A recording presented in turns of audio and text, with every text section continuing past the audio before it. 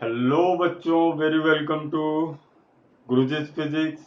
Vector का chapter चल रहा था, एक ही लेक्चर हुआ है। आज हम आगे कंटिन्यू करेंगे, ठीक है।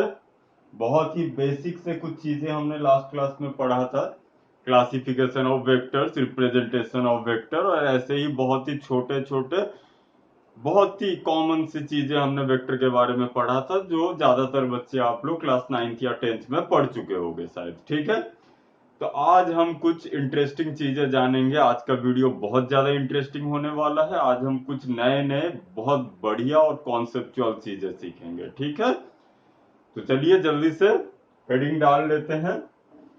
टॉपिक हमारा चल रहा था बच्चों वेक्टर्स, ठीक है।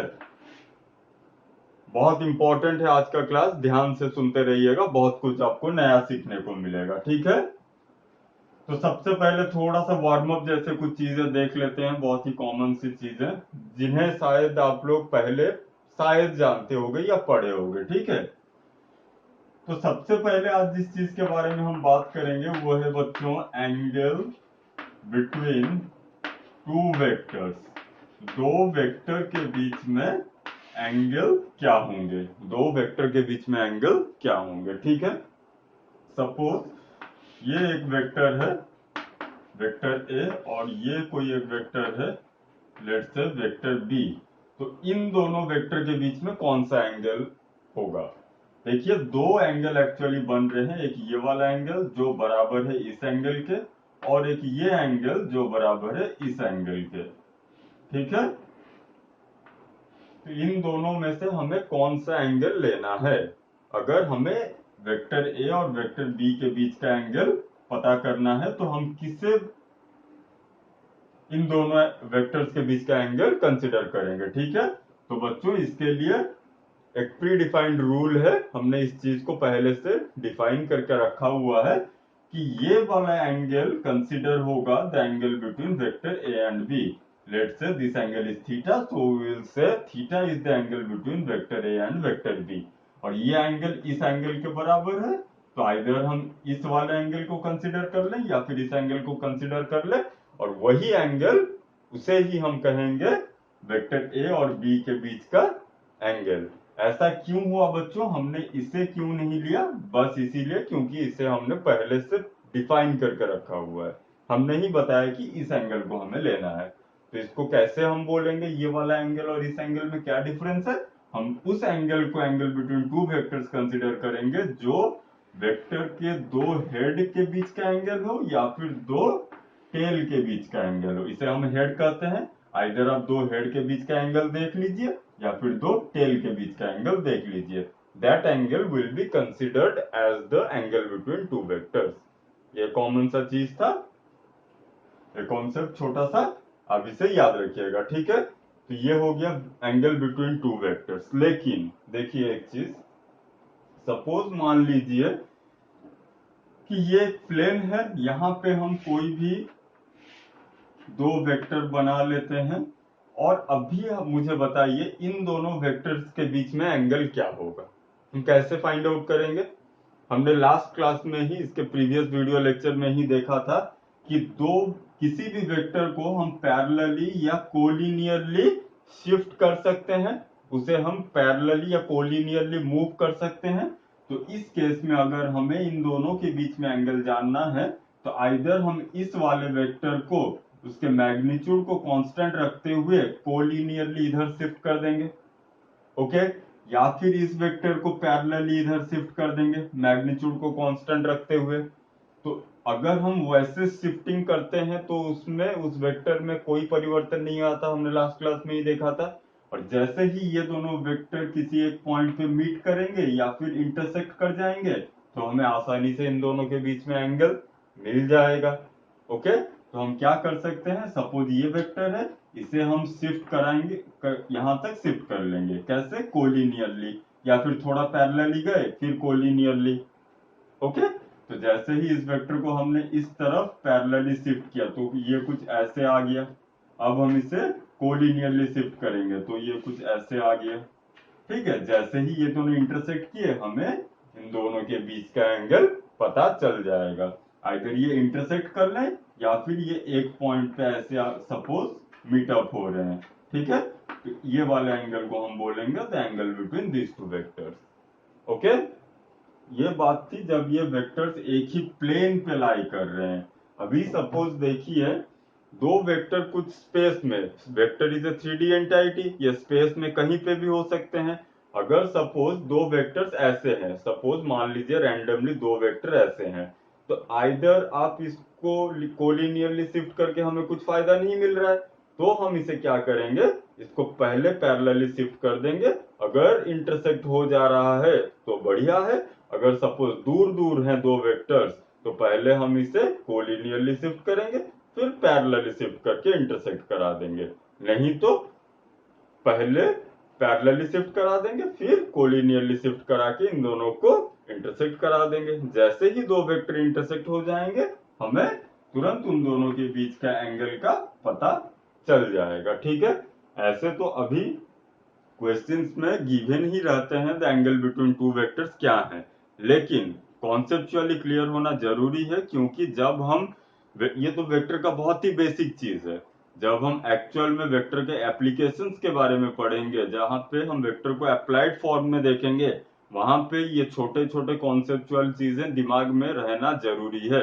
नहीं तो वहां पे उन कंडीशंस में आप चीजों को सही तरीके से इंटरप्रेट नहीं कर पाओगे, ठीक है। तो जब, क्योंकि हम अभी वेक्टर्स पढ़ रहे हैं, तो इसके हर एक छोटे मोटे एस्पेक्ट को हम बारीकी से जानेंगे और समझेंगे और उन्हें याद रखेंगे, ताकि फ्यूचर में कोई दिक्कत ना आए, ठीक है। तो ये था एंगल बिटवीन टू वेक्टर्स। अभी इसके नेक्स्ट हम देखेंगे, अभी बस मान लीजिए बच्चों ये कुछ वार्म अप चल रहा है, बहुत सारे बच्चे आप इन सारे बातों को जानते भी होंगे, ठीक है। तो ये कुछ वार्म अप मान लीजिए, हम बस नॉर्मल से कुछ चीजें देख रहे हैं, ठीक है। अभी दूसरे नंबर पे हम देखेंगे, नोमेनक्लेचर भी बोल सकते हैं या फिर इससे टर्म्स भी बोल सकते हैं। कुछ टर्म्स होते हैं, कुछ टर्मिनोलॉजी होते हैं वेक्टर्स में, टर्म्स इन वेक्टर्स, ठीक है। तो ये जो टर्म्स हैं इन्हें हमें जानना जरूरी है, क्योंकि इनको ऐसे डिफाइन किया गया है, जिसको हम अगर जानेंगे तो वो बोलने से हमें समझ में आएगा कि वो किस चीज को इंडिकेट कर रहा है, ठीक है। तो पहले आ जाएगा नल वेक्टर, ठीक है। ये कुछ नामकरण किए गए हैं, इनका प्रीडिफाइंड चीजें हैं, ये हम कुछ नहीं कर सकते, इनका नाम ऐसे ही दिया गया है, ठीक है। तो नल वेक्टर, अब इसके नाम को अगर ध्यान से देखेंगे, मैंने रिपीटेडली कहा है कि फिजिक्स को अगर बारीकी से आपको समझना है, आसानी से समझना है, तो आप हर एक वर्ड के मीनिंग को समझ जाइए, फिजिक्स आपके लिए बहुत ज्यादा आसान हो जाएगा। जैसे कि इस वेक्टर का नाम है नल वेक्टर। अब अगर ये वेक्टर है तो डेफिनेटली इसका एक डायरेक्शन होगा। ये जो नल वर्ड है इसका मतलब होता है जीरो या नील। तो एक वेक्टर है जिसका कुछ एक जीरो है, अगर ये जीरो, इस वर्ड का मतलब अगर जीरो है तो इस वेक्टर का कुछ तो एक जीरो है। अब डायरेक्शन तो जीरो हो नहीं सकता, तो बचा क्या, मैग्नीट्यूड। एक वेक्टर में होते ही क्या है, एक मैग्नीट्यूड एक डायरेक्शन। तो ऐसे वाले वेक्टर के जो मैग्नीट्यूड होंगे वो होंगे जीरो।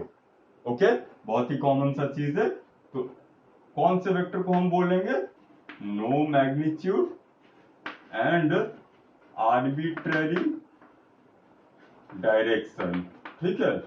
ये आर्बिट्रेरी वर्ड बहुतों के लिए शायद नया होगा, इसका मतलब होता है बच्चों रैंडम, ठीक है। मतलब हैफर्ड रैंडम डायरेक्शन इसके होते हैं, ठीक है।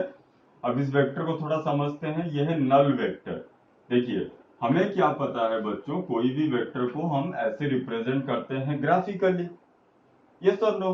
तो अगर ग्राफिकली ऐसे रिप्रेजेंट कर रहे हैं तो इसमें इसका ये जो लेंथ है, ये लेंथ किसको रिप्रेजेंट कर रहा था, उसके मैग्नीट्यूड को। और ये जो एरो जिस तरफ है वो क्या डिनोट कर रहा था, उसका डायरेक्शन किस तरफ है। अब इस वेक्टर का जो मैग्नीट्यूड है वो हम कह रहे हैं जीरो मैग्नीट्यूड, नो मैग्नीट्यूड।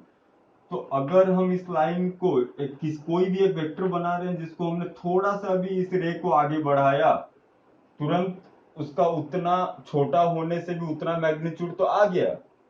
तो इस वजह से हम इसके रे को, इसे किसी भी रे से इंडिकेट नहीं कर सकते, रादर हम नल वेक्टर को एक पॉइंट से डिनोट करते हैं, एक पॉइंट से। हमें क्या पता है मैथमेटिकली, पॉइंट का कोई डायमेंशन नहीं होता है। तो this type of vectors are usually represented by a point. And what about directions? इसके जो डायरेक्शन होते हैं वो आर्बिट्ररी या रैंडम डायरेक्शन होते हैं। इसके कोई भी डायरेक्शन हो सकते हैं, ठीक है। देखो बच्चों, यहाँ पे मैंने 4 डायरेक्शंस बनाए हैं। इसका यह मतलब नहीं कि इसके चारों डायरेक्शन साइमल्टेनियसली एग्जिस्ट कर रहे हैं। एट ए टाइम इसका एक ही डायरेक्शन होगा, लेकिन वो कौन सा डायरेक्शन होगा, किस डायरेक्शन में होगा, वो सिचुएशन पे डिपेंड करेगा। हम इस वेक्टर को कहाँ पे किस सिचुएशन में इसके साथ डील कर रहे हैं, डिपेंडिंग ऑन दैट सिचुएशन इसका डायरेक्शन निकल के आएगा। लेकिन इसका हो सकता है कोई भी डायरेक्शन, ठीक है। तो ये इसका आर्बिट्ररी डायरेक्शन रहता है, ठीक है। तो ये था बच्चों नल वेक्टर। अब इसके बाद जो हम पढ़ेंगे बच्चों वो है सेकंड टाइप, और उसे हम कहते हैं इक्वल वेक्टर्स। क्या कहेंगे बच्चों? Equal vectors. बच्चों यहाँ थोड़ा ध्यान देना, मैं कहाँ पे एस नहीं लगा रहा हूँ, कहाँ पे एस लगा रहा हूँ, उस पे थोड़ा ध्यान देंगे तो आपको पता चलेगा कि ऐसे वाले वेक्टर को, इक्वल वेक्टर्स को डिफाइन करने के लिए हमें एटलीस्ट 2 वेक्टर की जरूरत है। मतलब प्लूरल हो गया, एक वेक्टर से हम नहीं बता सकते ये इक्वल वेक्टर है या नहीं। डेफिनेट से बात है, अगर 2 का कोई इक्वल हम बोलेंगे तो और एक नंबर होना चाहिए जो उसके बराबर हो। 3 - 1 ले लीजिए, 4 - 2 ले लीजिए, वो बराबर होते हैं 2 के। तो हमें एटलीस्ट 2 क्वांटिटी चाहिए वो चेक करने के लिए दोनों इक्वल हैं कि नहीं, ठीक है। तो इक्वल वेक्टर, इक्वल मतलब समान। वेक्टर में होते क्या है, एक मैग्नीट्यूड एक डायरेक्शन। अब अगर इक्वल हैं तो दोनों सेम होंगे। 2 वेक्टर्स के अगर मैग्नीट्यूड भी इक्वल, डायरेक्शन भी इक्वल, तो वो दोनों वेक्टर्स क्या कहलाएंगे, इक्वल वेक्टर्स, ठीक है। तो इसका डेफिनेशन क्या होगा, any two vectors having equal magnitude and same direction are called equal vectors, ठीक है। तो अगर एक वेक्टर ये बना लेते हैं जिसका मैग्नीट्यूड कुछ इतना है, दूसरा एक वेक्टर ये बना लेते हैं जिसका मैग्नीट्यूड कुछ इतना है, let's say this is vector A, this is vector C, दोनों का मैग्नीट्यूड सेम है, डायरेक्शन भी सेम है, तो हम कह सकते हैं vector A is equal to vector B, ठीक है।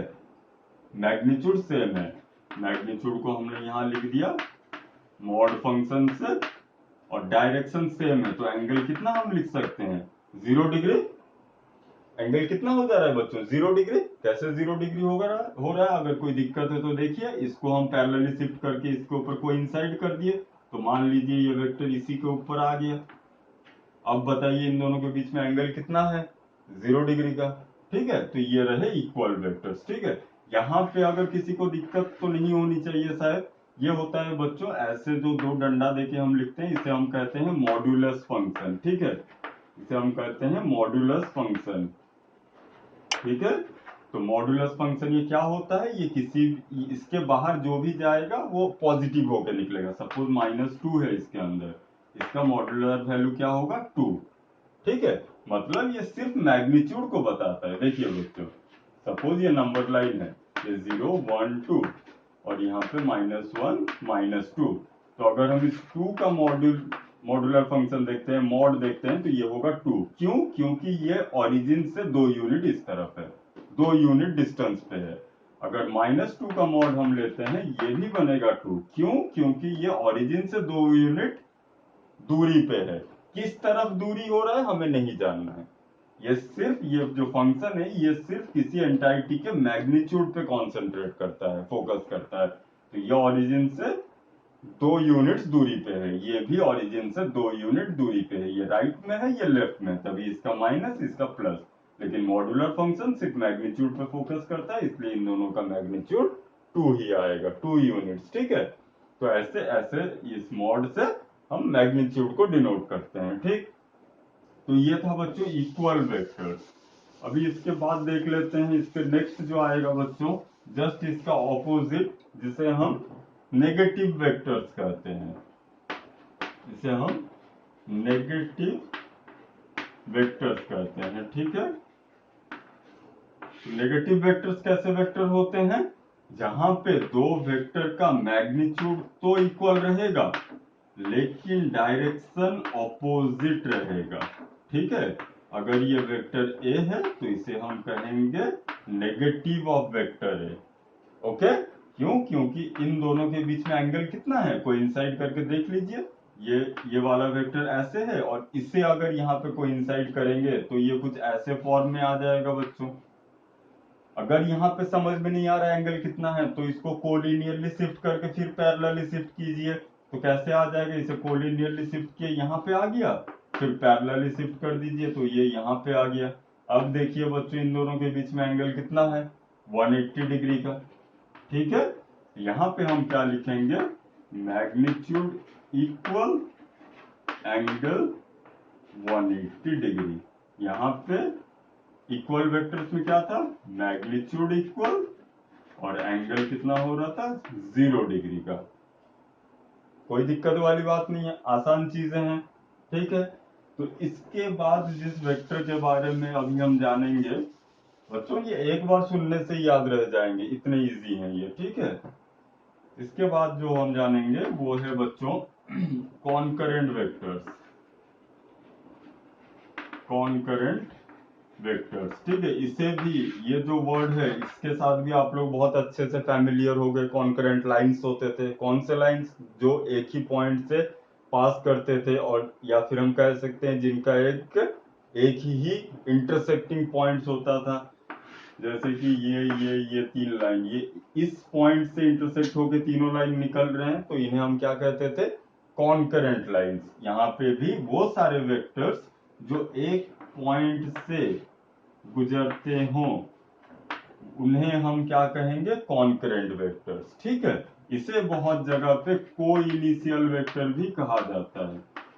को इनिशियल वेक्टर्स भी कहा जाता है। क्यों कहा जाता है? देखिए, ऐसे ये वेक्टर थे, अब हमने इस वेक्टर को शिफ्ट कर दिया यहाँ पे, इसे शिफ्ट कर दिया आगे, इसे शिफ्ट कर दिया आगे, तो ये वेक्टर कैसे बन जाएंगे?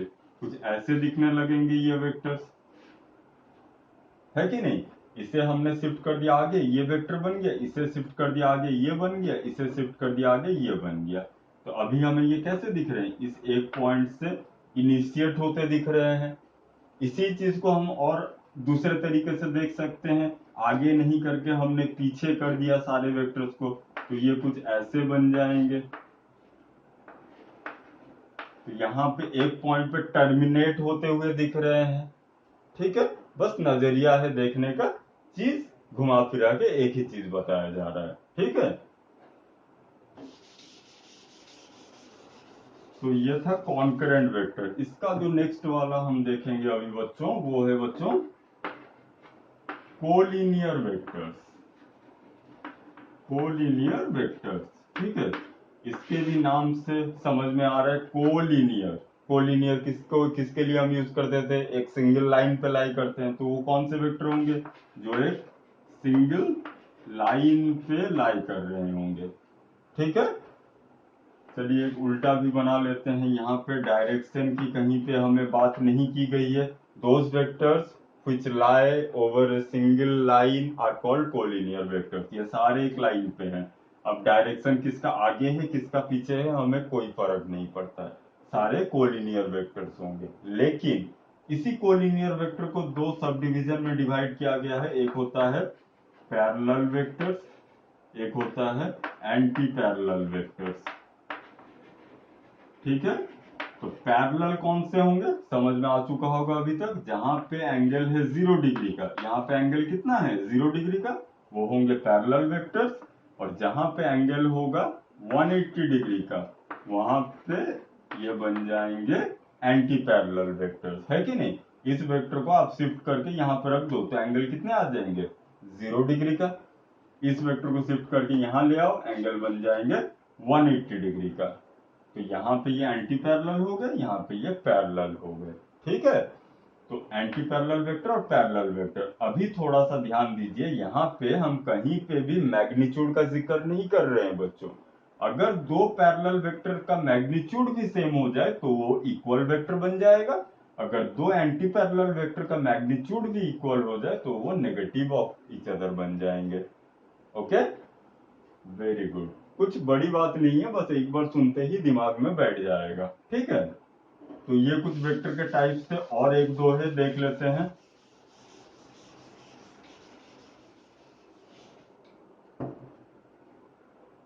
इसके बाद जो आएगा बच्चों कोप्लानर वेक्टर्स। ये भी बच्चों नाम से ही क्लियर है, कोप्लानर मतलब एक ही प्लेन पे लाई कर रहे होंगे।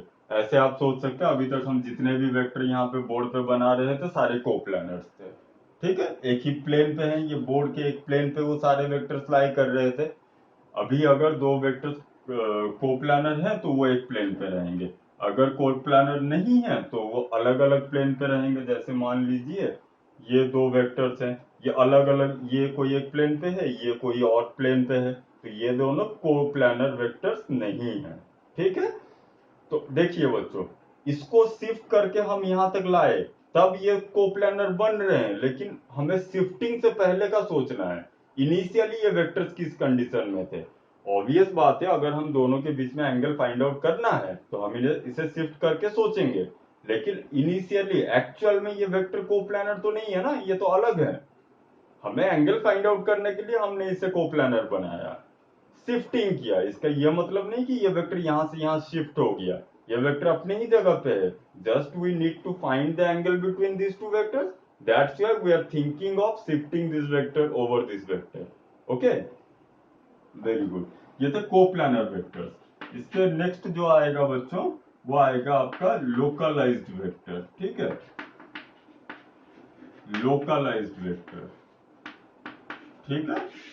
ये लोकलाइज्ड वेक्टर, इसके भी नाम पे गौर कीजिए, लोकलाइज्ड मतलब इसको कहीं पे आबद्ध करके रखा गया है, इसको रोक दिया गया है कहीं पे। तो कैसे वेक्टर होते हैं ये वैसे वेक्टर होते हैं, देखिए, जिसके टेल को हम ओरिजिन से बांध देते हैं, जिसके टेल को हम ओरिजिन पे फिक्स कर देते हैं, वो वाले वेक्टर कहलाएंगे लोकलाइज्ड। मतलब इसको हमने एक पेरीफेरी में उसे कंटेन्ड कर दिया है, कॉन्टामिनेट कर दिया है, वो ऐसे ही रैंडमली कहीं पे घूम फिर नहीं सकता है, तो ऐसे वेक्टर होते हैं लोकलाइज्ड वेक्टर।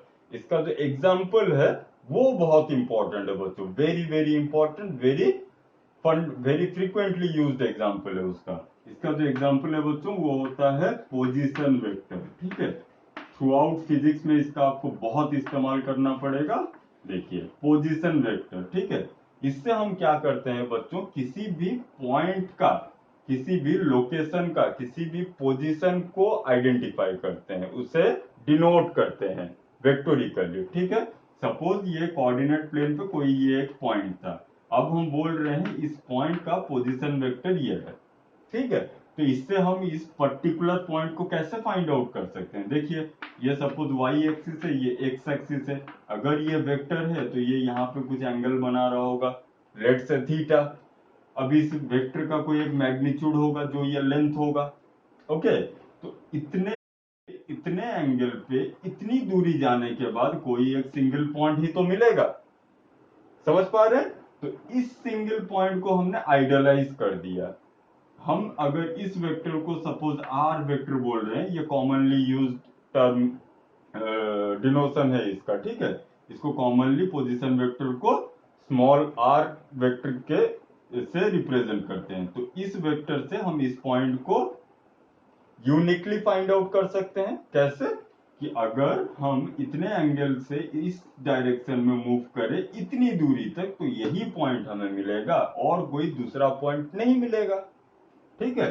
सपोज यहाँ पे कोई एक पॉइंट है, इसका पोजीशन वेक्टर कोई कैसा होगा, ये हो जाएगा बच्चों। अब ये एंगल को मान लीजिए फाई, और ये जो डिस्टेंस है मान लीजिए आर डैश वेक्टर है सपोज, तो फाई डायरेक्शन में आर डैश डिस्टेंस जाने के बाद हमें इस पॉइंट का पता चलेगा, तो ये भी इस पॉइंट का पोजीशन वेक्टर बन गया, ओके, वेरी गुड। तो ये लोकलाइज्ड वेक्टर थे, और इसी का ही ऑपोजिट और एक वेक्टर होता है, इसी के ही विपरीत जो वेक्टर होता है वो है नॉन लोकलाइज्ड वेक्टर, ठीक है, नॉन लोकलाइज्ड वेक्टर। ये बस इनके नोमेनक्लेचर है, क्योंकि बार बार इन वेक्टर्स में आप जो भी पढ़ रहे हैं, इक्वल वेक्टर बोलने से ये होता है, नेगेटिव वेक्टर बोलने से ये होता है, तो अगर इनका नोमेनक्लेचर नामकरण नहीं होता तो आपको रिपीटेडली ये बोलना पड़ता है कि वो वेक्टर जिसका मैग्नीट्यूड और डायरेक्शन इसके साथ समान हो रहा है, हम उस वेक्टर की बात कर रहे हैं, ठीक है। अगर इंसानों का नाम नहीं होता तो हमें क्या करना पड़ता, सपोज श्याम को हमें बताना है, वो गोरा सा भोला सा लड़का जो पढ़ाई में बिल्कुल होशियार नहीं है, वो उसका नाम, उस लड़के को बुलाओ। या फिर हम ऐसे बोल सकते, या फिर डायरेक्ट बोले श्याम को बुला दो। समझ में आ रहा है? एग्जैक्टली उसी तरह से चीजों को आसान बनाने के लिए हम उनका नोमेनक्लेचर करते हैं, उनका नाम दे देते हैं, ताकि नाम बोलते ही हमें समझ में आ जाए कि बोलने वाला क्या बोलना चाह रहा है। ठीक है, तो ये था नॉन लोकलाइज्ड वेक्टर। ठीक है, इसके बाद अभी हम बहुत ही इंपॉर्टेंट एक टॉपिक के बारे में पढ़ेंगे, जो कि बहुत ज्यादा इंटरेस्टिंग भी होने वाला है। ठीक है, अब हमारा वार्म अप खत्म हो गया, अब हम पूरा नए चीज पढ़ेंगे जो थ्रू आउट क्लास 11th और 12th फिजिक्स के लिए बहुत ज्यादा इंपॉर्टेंट है। या फिर ऐसे मान लीजिए कि वेक्टर अलजेब्रा का इंट्रोडक्शन होने वाला है, उसका इनिशिएशन होने वाला है। ठीक है, ध्यान लगा के देखिए। पहले हम हेडिंग लगा देते हैं वेक्टर अलजेब्रा। ठीक है, हमने स्टार्टिंग में ही ये देखा था, लास्ट क्लास में क्या देखा था हमने बच्चों, कि स्केलर अलजेब्रा, वेक्टर अलजेब्रा।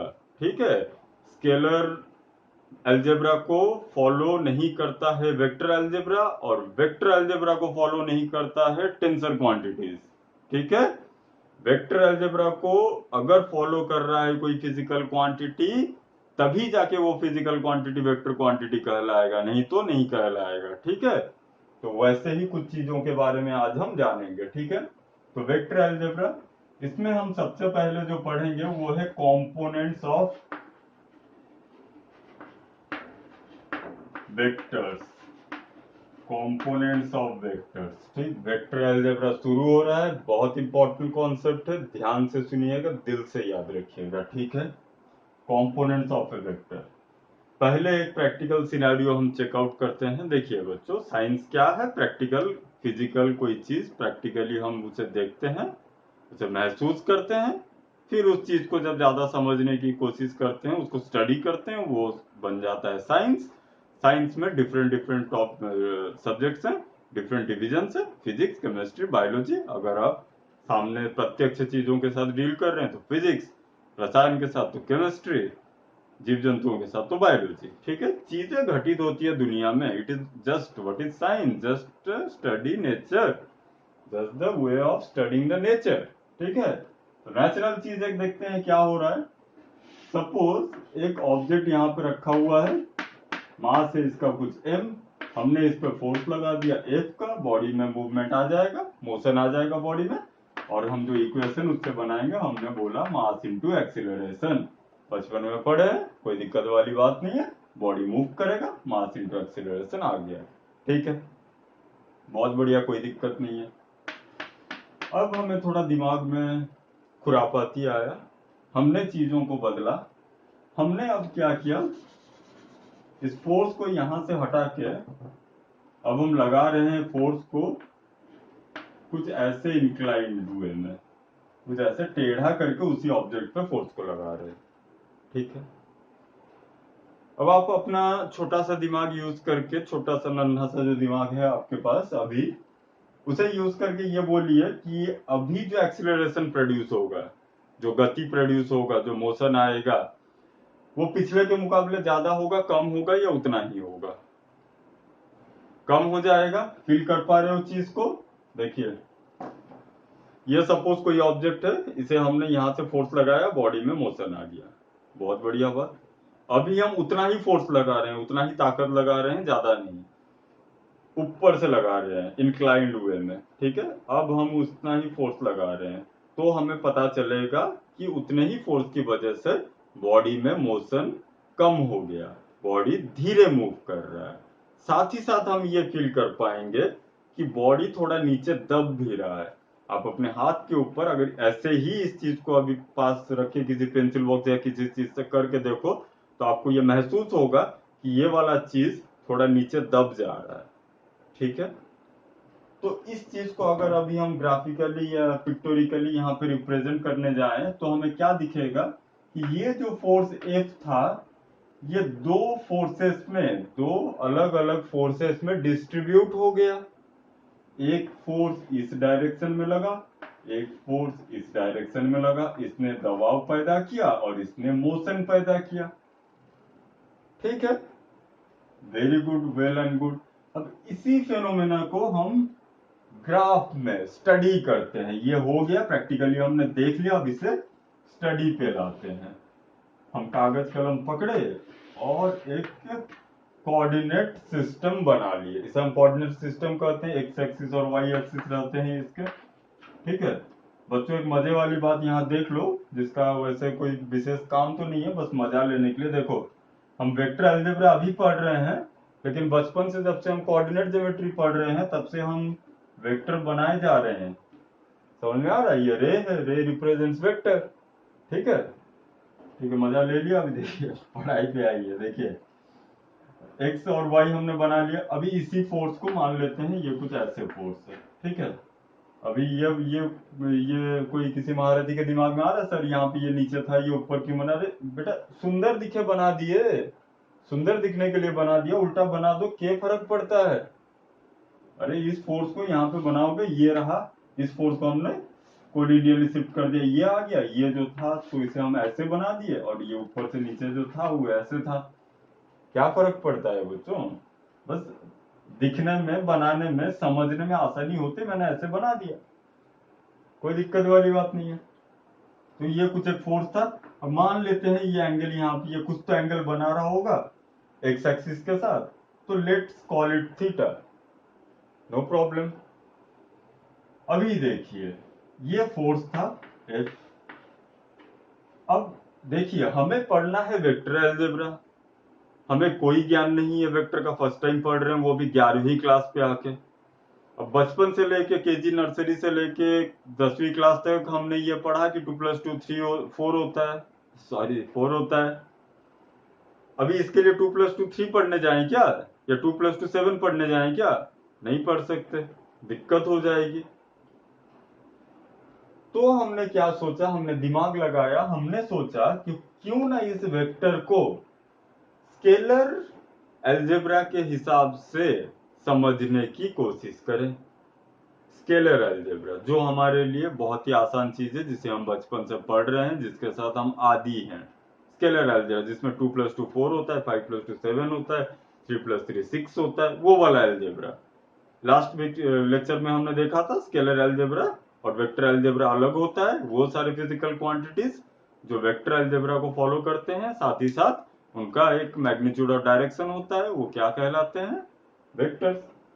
तो इस वाले वेक्टर में एक मैग्नीट्यूड तो होगा, let's call that magnitude as F. ठीक है, अब ये जो इस डायरेक्शन में, एक्स डायरेक्शन में जो इन्फ्लुएंस डाल रहा था, उससे हम फाइंड आउट करने के लिए यहां से एक परपेंडिकुलर ड्रॉप कर दिए। ठीक है, ये परपेंडिकुलर दिख नहीं रहा है बच्चों, सीधा करने दीजिए पहले इसको। ड्राइंग सुंदर होना चाहिए, नीट होना चाहिए, ताकि चीजें बेहतर समझ में आए, देखने में भी अच्छा लगे। अभी ये कुछ परपेंडिकुलर दिख रहा है। ठीक, तो क्या हम कह सकते हैं इस मैग्नीट्यूड का इन्फ्लुएंस एक्स डायरेक्शन में इतना होगा और वाई डायरेक्शन में इतना होगा? Can we say it so? Yes of course we can say it so, है कि नहीं? तो अभी ये स्केलर बन रहा है, अभी ये स्केलर की तरीके से इसे ट्रीट कर रहे हैं हम, तभी हम कह पा रहे हैं कि इसका इस डायरेक्शन में इन्फ्लुएंस इतना होगा, इस डायरेक्शन में इन्फ्लुएंस इतना होगा। अरे बच्चों, तभी तो ये पाइथागोरस को फॉलो करेगा। हमने यहाँ पे परपेंडिकुलर क्यों ड्रॉप किया? ताकि ये पाइथागोरस को फॉलो कर ले। और पाइथागोरस में क्या होता है, इसका स्क्वायर इन दोनों के स्क्वायर के एडिशन के बराबर। अगर ये फोर्स ये दोनों निकले हैं तो इन दोनों के एडिशन के बराबर ये आना चाहिए।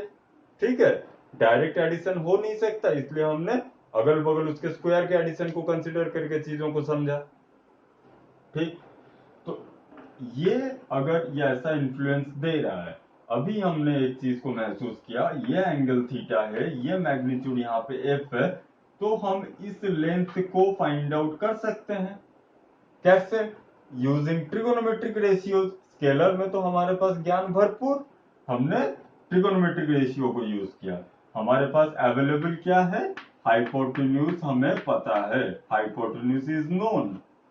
बेस ये अरे बच्चों देखो, ये बेस है कि ऑल्टीट्यूड है, परपेंडिकुलर है या बेस है ये वाला 90 डिग्री पे, तो ये दोनों बने हैं, ये बेस है या ये बेस है?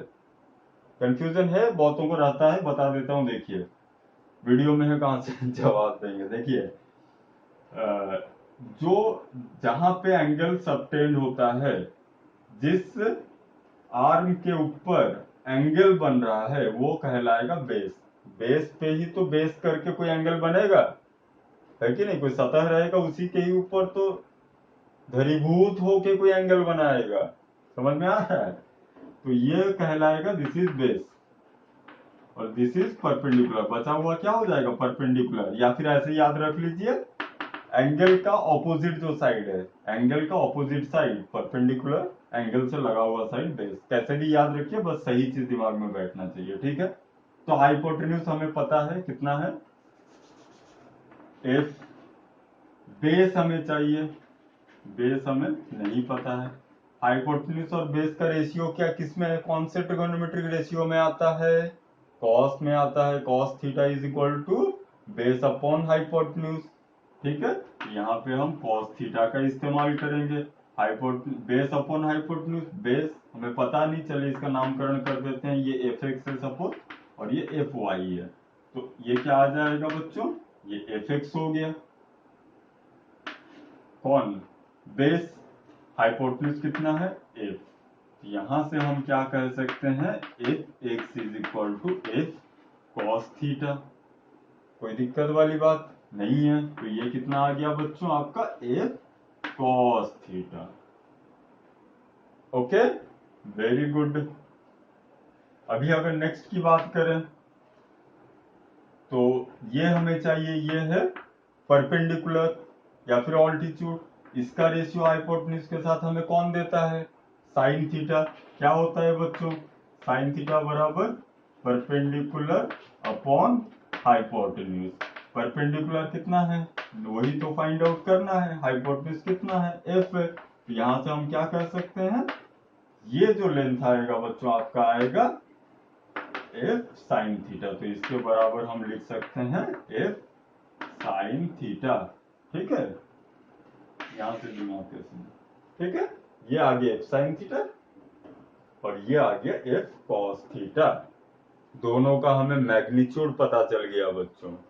हमने वेक्टर से उसके मैग्नीट्यूड को अलग करके अलग तरीके से उसे अभी ट्रीट कर रहे हैं, उसके मैग्नीट्यूड को बस ट्रीट कर रहे हैं, डायरेक्शन का हम अभी जिक्र नहीं कर रहे हैं।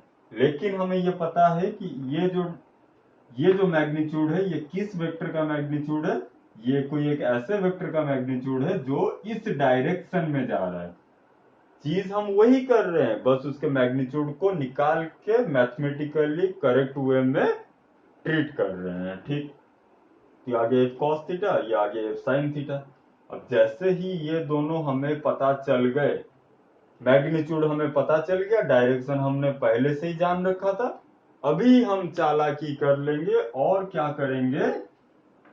हम अब इसको डायरेक्शन दे देंगे। हमने अब इसको डायरेक्शन दे दिया, ठीक है?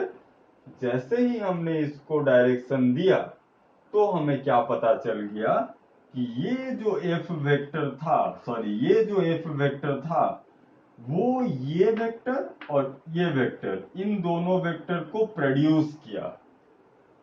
पहले ये वेक्टर था, इसने इन दोनों वेक्टर्स को प्रोड्यूस किया, मतलब इसी के ही बच्चे हैं ये दोनों, ठीक है?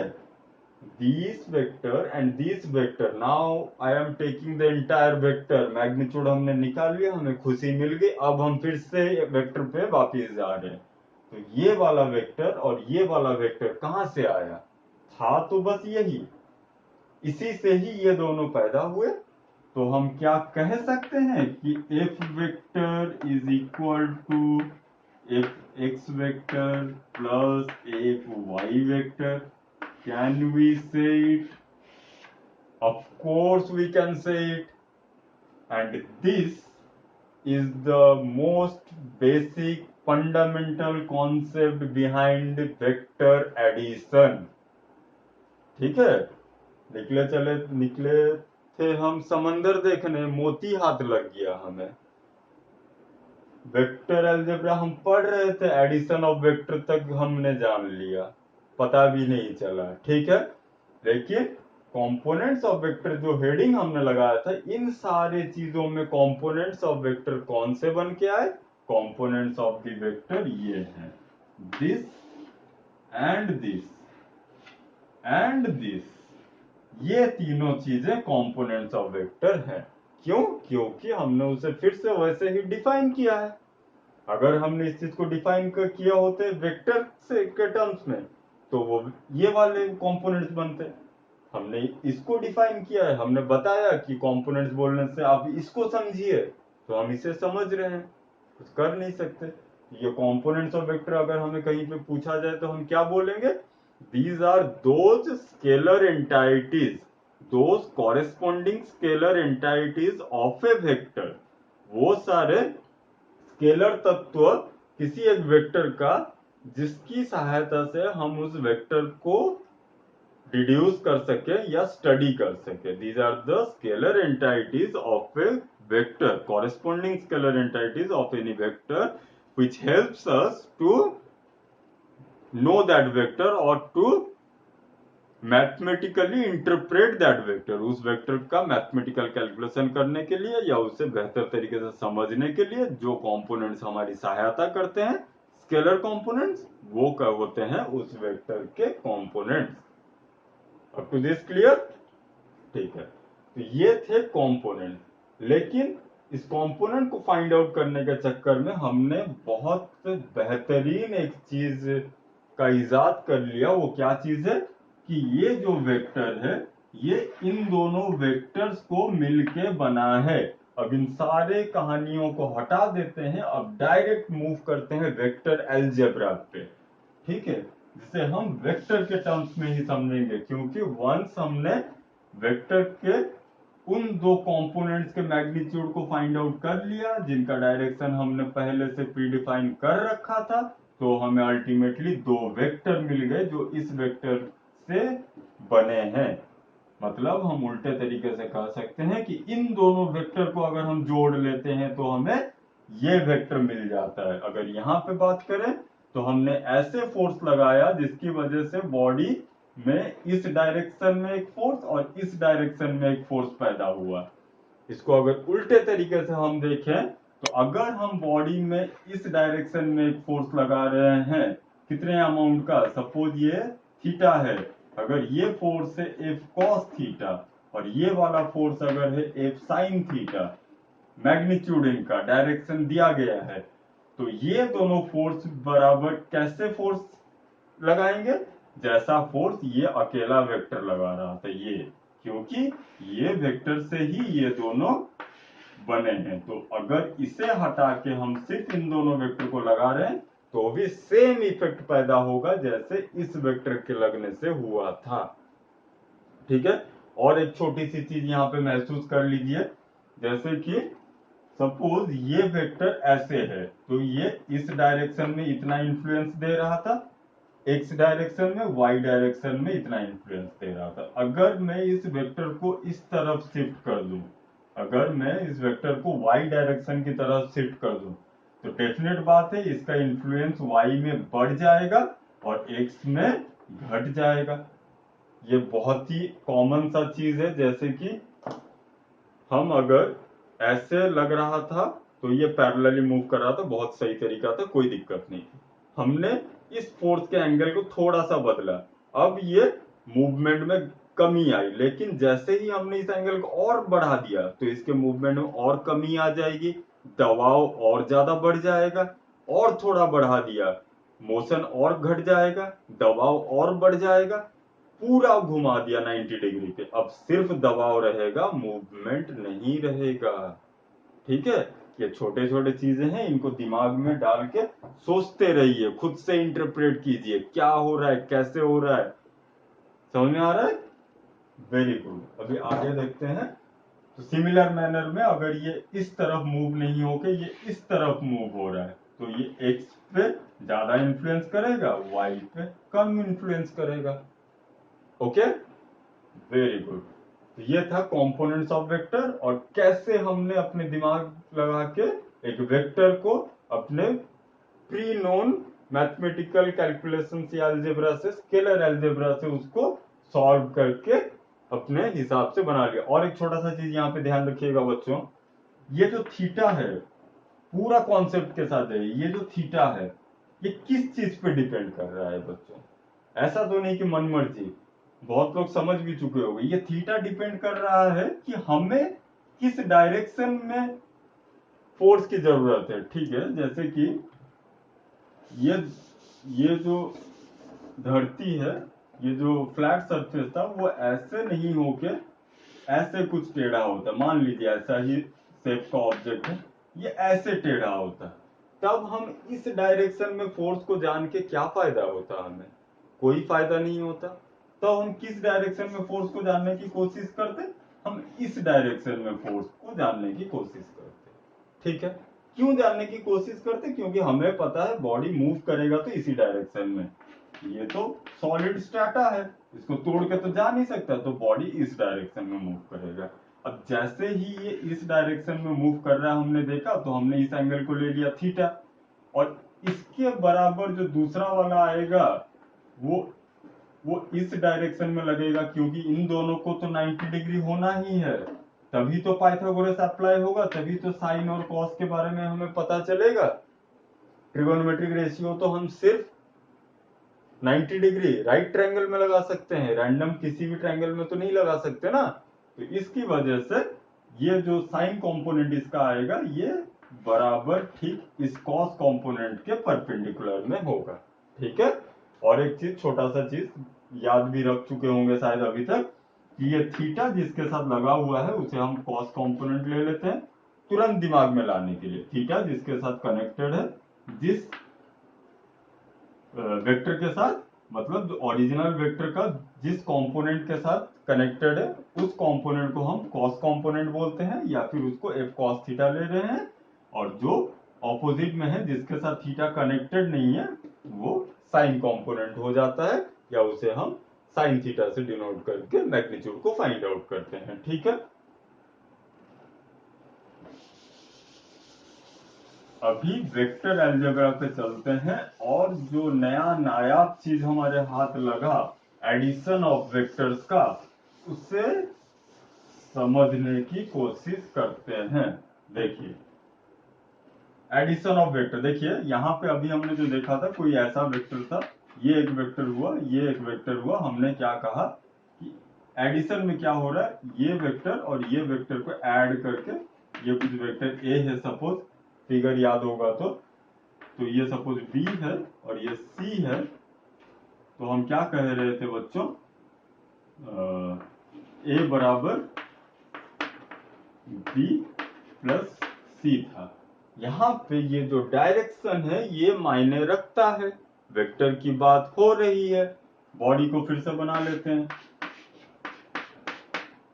हमने हमने फोर्स ऐसे लगाया था, तो हमने क्या कहा, इस डायरेक्शन में कुछ लगेगा और कुछ परपेंडिकुलर डायरेक्शन में लगेगा। इसी को इस फॉर्मेट में अगर बना रहे हैं, तो ये फोर्स जो था वो ये रहा, इस वाले लाइन को हमने कोलिनियरली शिफ्ट करके यहाँ बनाया, इस लाइन को कोलिनियरली शिफ्ट करके यहाँ बनाया। ओके, तो इससे हम क्या देख सकते हैं, अभी फिर इस लाइन को यहाँ पैरेलली शिफ्ट कर दीजिए, या फिर जैसे मर्जी कर सकते, या फिर इसे यहाँ पे शिफ्ट कर दीजिए। चलिए आ गया, ये शिफ्ट हो गया। ठीक है, अब एक चीज ध्यान देके देखिए कि ये जो वेक्टर था, इसके जो दो सब डिवाइडेड वेक्टर्स बने, कंपोनेंट्स नहीं बोल सकते क्योंकि कंपोनेंट तो मैग्नीट्यूड होता है। ठीक है, तो ये एक वेक्टर बना और ये एक वेक्टर बना। एक चीज यहाँ पे ध्यान दीजिए, ये वेक्टर का हेड इस वाले वेक्टर के टेल से लगा है, तो इसे हम एक साइक्लिक ऑर्डर में देखते हैं। ये ऐसे घूम रहा है, देख पा रहे हैं, ये ऐसे घूम रहा है, लेकिन जो रिजल्टेंट वेक्टर आ रहा है, जिस वेक्टर से ये दोनों वेक्टर बने हैं, या फिर ये दोनों वेक्टर मिलके जिस, वो वेक्टर उल्टा इस साइक्लिक ऑर्डर को फॉलो नहीं कर रहा है। अगर साइक्लिक ऑर्डर फॉलो कर रहा होता तो इसका हेड इधर आ जाता। ये उल्टा हो जा रहा है, ये कुछ ऐसे साइकिल को फॉलो कर रहा है। समझ पा रहे हैं? इस चीज को थोड़ा सा ध्यान में रखिए, ठीक है। अभी आते हैं वेक्टर अलजेब्रा पे। हेडिंग डालते हैं एडिशन ऑफ वेक्टर्स। हेडिंग डालते हैं एडिशन ऑफ वेक्टर्स। आज बस कॉन्सेप्ट्स की बात करेंगे, बहुत सही कॉन्सेप्ट्स की बात करेंगे। ध्यान लगा के इन्हें सुनते रहिए, ठीक है। तो अभी तक हमने जो देखा वो क्या था बच्चों, कि दो म्यूचुअली परपेंडिकुलर वेक्टर्स मिलके एक वेक्टर को बना रहे थे। ये एंगल 90 डिग्री था ना, दो म्यूचुअली परपेंडिकुलर वेक्टर बनके एक वेक्टर को बना रहे थे, ठीक है। तो क्या ये एंगल 90 डिग्री नहीं होने से भी चीजें वही रहेंगी या बदल जाएंगी? समझ पा रहे हो? अगर ये एंगल सपोज ये 90 डिग्री नहीं है, अगर ऐसा एक वेक्टर है और कोई एक वेक्टर है सपोज ऐसे, तो अब भी क्या सेम सिनारियो में ये जो साइकिल चल रहा था इसके उल्टा साइकिल में अगर हम इस ऐसे एक वेक्टर को बनाए, let's say this is vector ए, ये बी, ये सी, क्या अब भी हम कह सकते हैं vector A is equal to vector B plus C? क्या अब भी हम ये कह सकते हैं? हमें पता नहीं है, क्या करेंगे? फिर से वही घूम फिर के मैथ्स के शरण में मैथ्स का हेल्प लेके चेक करेंगे, स्केलर अलजेब्रा को यूज करेंगे और वेक्टर को डिड्यूस करेंगे। लेट्स मूव, देखते हैं क्या हो रहा है। देखिए अब थोड़ा अच्छे से डायग्राम को बनाते हैं। सपोज ये कोई एक वेक्टर है, ठीक है, और ये कोई एक वेक्टर है। चलिए और कॉम्प्लिकेटेड बना के चीज को देखते हैं। देखिए सपोज ऐसा कोई एक वेक्टर है और ऐसा कोई एक वेक्टर है, ठीक है। इन दोनों को हमें ऐड करना है, ठीक है। मतलब ये दो वेक्टर किसी बॉडी पे अप्लाई हो रहे हैं। मान लीजिए ऐसा कोई एक बॉडी है, उस पर ये कोई एक वेक्टर एक्ट हो रहा है और ऐसा कोई एक वेक्टर एक्ट हो रहा है। ये दोनों वेक्टर की वजह से इस बॉडी में क्या प्रभाव होगा, या ये दोनों वेक्टर मिलकर किस रिजल्टेंट वेक्टर को एड अप होके किस रिजल्टेंट वेक्टर को शो करेंगे, ठीक है। तो इसी चीज को हमने लीनियरली शिफ्ट करके इस वेक्टर को बॉडी को हटा दीजिए, हमें वेक्टर मिल गए। अब हमने इसको ऐसे लगा दिया, इस वेक्टर को कोलिनियरली शिफ्ट कर दिया और हमारे पास कुछ ऐसा सिनेरियो बन के आ गया। बहुत अच्छी बात है। अब देखिए आगे चीज को शिफ्ट हो गया। अब फिर से हमारे पास रामबाण जो चीज है वो क्या है बच्चों, वो है हमारे पास ज्योमेट्री का कोऑर्डिनेट सिस्टम।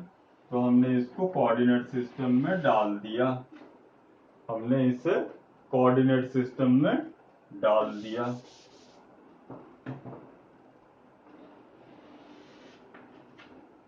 ठीक है। अब ये कोई y है, ये कोई x है, ठीक। अभी हमें क्या पता है, एक एक वेक्टर को हम ट्रीट करते हैं। इस वेक्टर की वजह से इन्फ्लुएंस, इस वेक्टर की वजह से इन्फ्लुएंस कुछ यहां तक आएंगी x डायरेक्शन में और कुछ यहां तक आएंगी y डायरेक्शन में। Let's say this is vector a and this is, ये वेक्टर a है और ये वेक्टर b है, ठीक है। तो a वेक्टर की वजह से इन्फ्लुएंस इतना आ रहा था और b वेक्टर की वजह से इन्फ्लुएंस कितना होगा, b वेक्टर की वजह से इन्फ्लुएंस कितना होगा, b वेक्टर यहां से शुरू होकर यहां तक जा रहा है, तो x के ऊपर ये इन्फ्लुएंस यहां से लेके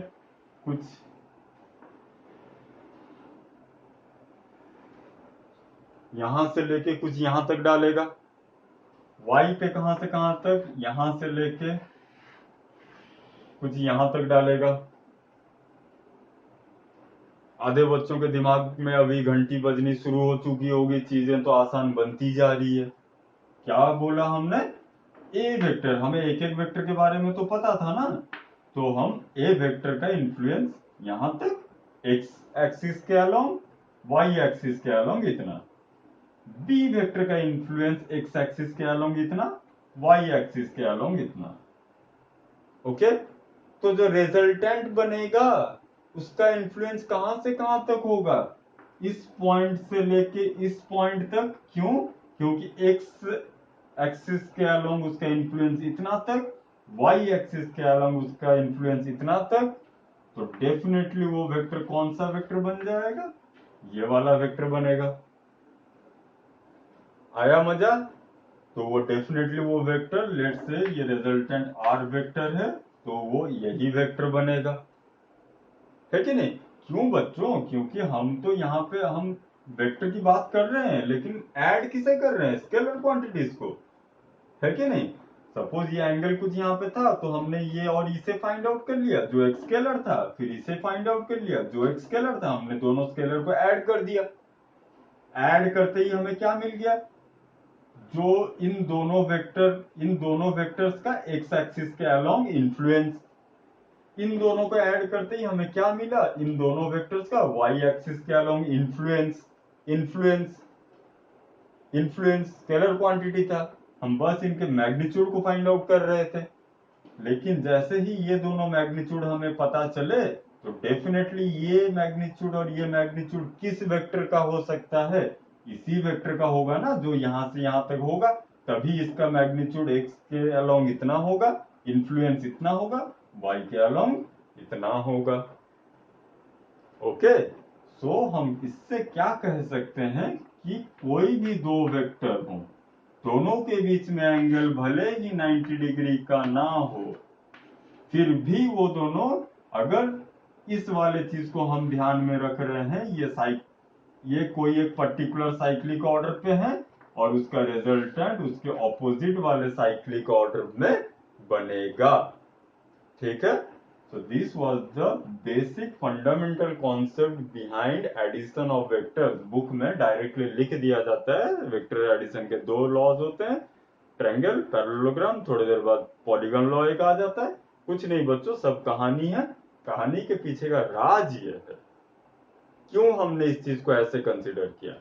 देखो बच्चों, एक चीज ध्यान में रखिए अच्छे से, भगवान आके कोई रूल रेगुलेशन नहीं बनाता है, हम इंसान ही चीजों को देखते हैं, उसे समझने की कोशिश करते हैं, और जितने इस कोशिश में आगे बढ़ते रहते हैं, चीजों को समझ पाने के लिए, आसान बनाने के लिए,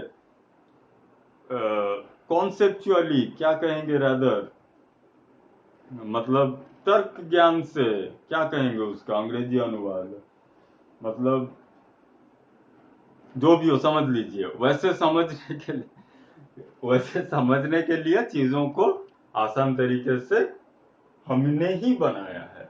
अगर कहीं पे आपको फिजिक्स में कुछ डाउट है, तो सबसे पहले आधा घंटा, 1 घंटा, 2 घंटा खुद दिमाग लगा के सोचिए, क्योंकि बनाने वाला भगवान नहीं है। भगवान को जो करना था उसने दुनिया को बना के छोड़ दिया, अब उसके इंजीनियरिंग को जब हम समझने जाते हैं, तब हमें दिक्कतों का सामना करना पड़ता है, और उन दिक्कतों को हम इंसानों ने ही संभाला है, हम इंसानों ने ही उनका खोज करके निकाल के बताया है। तो आप भी इंसान है, आपके दिमाग में भी चीजें आएंगी, बस वो सही तरीके से उसको सोचने की कोशिश कीजिए, दिल से चीज को सोचिए कि अगर ये हो रहा है तो क्यों हो रहा है। अगर हम बोल रहे हैं दो वेक्टर को हम ऐड करते हैं किसी ट्रायंगल लॉ से, तो ये ट्रायंगल लॉ तो भगवान ने नहीं बनाया। भगवान ने क्या बनाया, भगवान ने धरती को ऐसे बनाया जिसकी वजह से एक बॉडी पे ऐसे फोर्स लगाने से ये फोर्स का कुछ हिस्सा इस डायरेक्शन में लगता है, कुछ फोर्स इस डायरेक्शन में लगता है। ये भगवान की देन है, इसे भगवान ने बनाया है। उसने धरती को ऐसे बनाया जिसकी वजह से ये फोर्स लगने से इस डायरेक्शन में और इस डायरेक्शन में, दोनों डायरेक्शन में फोर्स डिस्ट्रीब्यूट होगा। This is the creation of God. Space में चले जाइए, ये पूरा चीज बदल जाएगा, वहां पे आप इस कॉन्सेप्ट को नहीं लगा सकते। आपको पता होगा स्पेस में वेटलेस हो जाता है बॉडी, वहां पे फोर्स का कोई मतलब नहीं रहता, मतलब फोर्स लगा दिए तो वो उसी डायरेक्शन में मूव करता रहेगा, वो टर्मिनेट नहीं हो पाता है, वहां का फिजिक्स अलग होता है। तो ये किसने बनाया? ये भगवान ने बनाया। लेकिन चीज को इंटरप्रेट कैसे करेंगे? क्या वो वर्ड है? तर्क के हिसाब से कैसे समझेंगे? आर्गुएबल मैनर में कैसे समझेंगे? अभी तक मेरे दिमाग में वो वर्ड नहीं आ रहा। चलिए लेट इट गो, ठीक है। आर्गुएबली मैनर में कैसे समझेंगे, वो हमारे बस की बात है। तो हमने इस चीज को एक आर्गुएबल मैनर में समझने की कोशिश की कि क्यों ये दोनों ऐड होके इस वेक्टर को दे रहे हैं। क्यों दे रहे हैं? क्योंकि इन दोनों के इन्फ्लुएंस ऐड अप हो जा रहे हैं। एक डायरेक्शन में इसका इन्फ्लुएंस, दोनों वेक्टर को मिला के इन्फ्लुएंस इतना हो रहा है, दूसरे म्यूचुअल परपेंडिकुलर डायरेक्शन में इसका इन्फ्लुएंस इतना हो रहा है। तो इन दोनों को अगर हम ऐड करते हैं तो ये इसी वेक्टर से ही संभव है। दूसरा कोई भी वेक्टर आप बना लीजिए इस कोऑर्डिनेट एक्सिस के ऊपर, वो ये दोनों सेम इन्फ्लुएंस पैदा नहीं कर सकते। हम जैसे ही थोड़े से इसके आगे या पीछे आएंगे तो वेक्टर का पोजीशन चेंज हो जाएगा। ये एक यूनिक वेक्टर ऐसा होगा जो इन दोनों वेक्टर्स के इफेक्ट को साइमल्टेनियसली काउंटरैक्ट करेगा। मतलब ऐसे दो वेक्टर होने से जो इफेक्ट पैदा होते, ये वेक्टर भी वही इफेक्ट पैदा करेगा। या फिर उल्टे तरीके से ये वेक्टर अगर हम कहीं पे लगा रहे हैं तो ये वाला वेक्टर ऐसे दो साइमल्टेनियस वेक्टर को प्रोड्यूस करेगा। ओके, तो ये था basic concept addition of vector तक हमने थोड़ा बहुत ग्लिम्स ले लिया। नेक्स्ट क्लास में जो रट्टू तोता वाला बुक में जो दिया रहता है जो डेरिवेशन, उस डेरिवेशन के बारे में हम पढ़ेंगे। Addition of vector, polygon law, triangle law, parallelogram law, वो सारे तीनों लॉज नेक्स्ट क्लास में खत्म कर देंगे। और कुछ भी नहीं है, ट्रायंगल लॉ पैरेललोग्राम लॉ दोनों सेम ही है, बस घुमा फिरा के चीज को देखा जाता है। बहुत ही आसान चीजें हैं। तो नेक्स्ट क्लास में इस चीज को हम कंटिन्यू करेंगे, ठीक है। So that's all for today. अच्छे से देखिए और हो सके तो ट्रायंगल, पॉलीगन और पैरेललोग्राम लॉ को थोड़ा बहुत पढ़े रहिएगा, ठीक है। So that's all for today's class. Have a nice day, enjoy. Okay.